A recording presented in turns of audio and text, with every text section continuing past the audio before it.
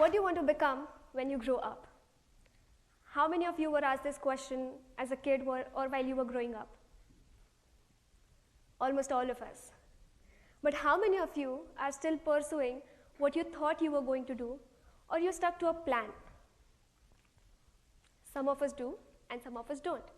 And some of us don't even have a plan, which is okay. But one thing that's common among all of us are hurdles or limits. We all have them at different points and at different levels. Now here's my story, some experiences and lessons that I learned through them, and some detours I chose to take in life. Being born in a typical Indian family full of engineers, where my father, my brother, my cousins, my uncles, everyone is an engineer, I was asked to put on my horse blinkers at a very young age. And these got ripped off midway in engineering, where I realized that this was not my cup of tea, and it was not where I belong. But I was not a quitter. I decided to finish what I had taken on my plate. Also, I wasn't sure where exactly I did belong. I was 19 and I was lost. The two things that kept me going through engineering was number one, dancing. It was and will always be a space where I find my peace. I was heading the college dance team, attending workshops to improve myself, participating and even winning a lot of competitions. And number two, a few business management courses I could take up as electives during my engineering. These courses gave me a direction in life, and I knew that this is what I wanted to pursue in the future. Now going back to my childhood days, due to the nature of my father's job, we kept moving from city to city every couple of years or sometimes every other year. And this made it very difficult for me to get some professional dance training I always wanted.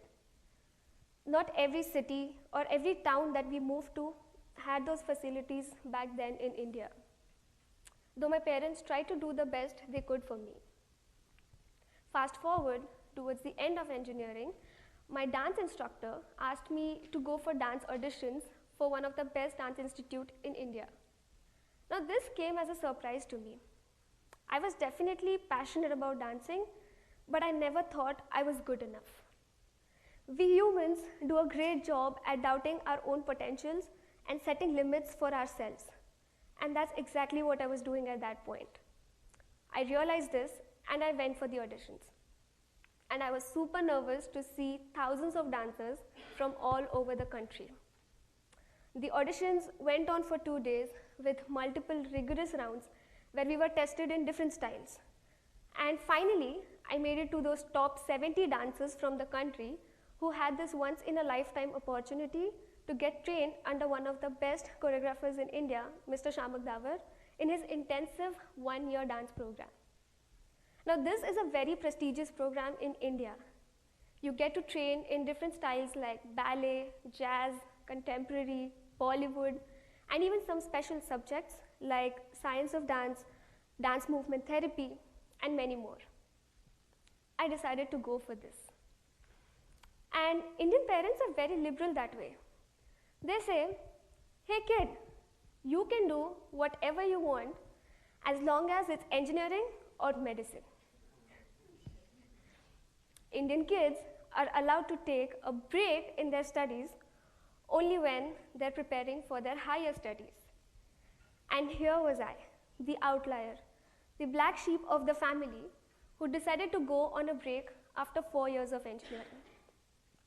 Now this was definitely a tough decision for me. I had a degree in my hand and I had no idea what to do with it. It was just a blank piece of paper for me. My friends, my contemporaries were getting amazing jobs, moving abroad for higher education, and some of them even starting their own business. And I was inviting a lot of fury, raised eyebrows. My relationship wasn't working out because I was exploring too much and I did not stick to the plan. But I did not relent into these limits and I decided to go deeper into my passion for dancing. I worked hard to get into India's top dance institute. I was training day in and day out and performing, traveling with some of the best artists in the country. In life, when you cross a few hurdles, and just when you're about to relax and enjoy it, life surprises with a few more of them. And that's exactly what happened to me. Though I was in the best dance institute, I was getting rejected every single day, not for my lack of training, but for my brown skin and my short height. And that's when I realized that life is not always going to be fair. And it's okay, it is just how it is.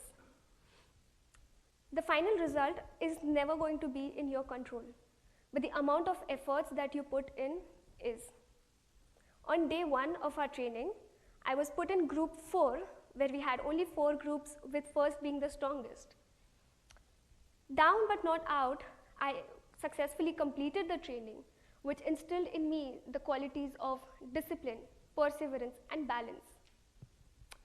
And on last day, I still remember my late ballet teacher mentioning that I had developed one of the strongest foot point in the class, and I had made my way to group 1.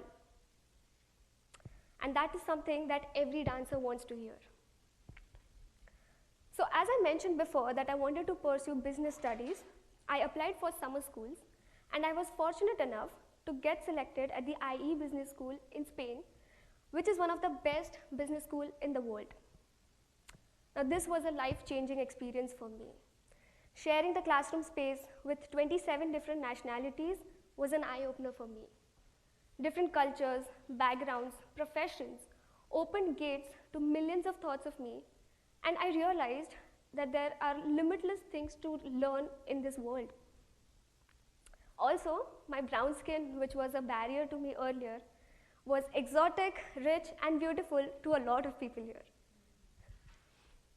After summer school was completed, I went back to India, and I took up 2 internships to apply what I had learned over the summers.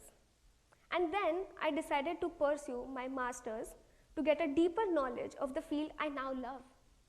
I had found my second calling in IE, marketing.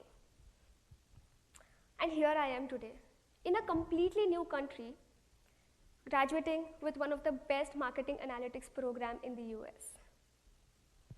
In my first few classes at Bentley, I realized that most of my classmates had some concrete experience and exposure in marketing that they brought back to class. And this brought back the same demon questioned me again if my decision to take the break was the right thing to do. I was insecure again. But eventually, I decided that rather than being insecure by them, I am going to get inspired and learn from their experiences. And that's when it finally dawned upon me that barriers or limits are definitely imposed by the society, but it's mainly the game of your mind. Little perseverance mixed with discipline and rationale works as a perfect blend. So it's been 2 years that I moved to this country at Bentley, and I am in my second internship, this time at Puma, which is a dream company to thousands of them. I'm learning the clockwork of retail management and marketing as I envision to have an apparel brand of my own exclusively for dancers. I now have a dream, a goal, where I can blend all my passions and learnings, dance, retail, and business. So now I always tell myself, this too shall pass. If there is a hard time in your life, or you feel that you are lost, it is going to pass, provided you work on finding the right path. And it's okay to take a detour rather than moving in the wrong direction. It's okay to pause to accelerate, but look for a place where you belong. No 2 people in this world, not even identical twins, have the same thumbprints, which means that we are all biologically different. So it's time that we all start being physically different and mentally accept it and be happy about the fact that we are all unique and we can set our own journeys. Just because that one student from your school has $1 million business today does not mean that you need to have it too. You can have your own definition of success and your own timelines and work towards it. Don't let the society or your family, your friends, or your boss confine you by their timelines and their definition of success. So these are some detours that I took in life, and here I am today, learning different lessons. And I am very blessed to have these different experiences which not everyone has. Dancing brings out the creativity and confidence in me. Engineering has made me a critical thinker. Because I could move so often in my childhood days, I am an adaptable person today. Spain taught me to be more comfortable in my skin. I have learned to embrace each experience and make the best out of it. And now when the limit is less, I decide to go limitless. And finally, I have a question for everyone. Do you think you have reached the destination where you feel you belong? Thank you.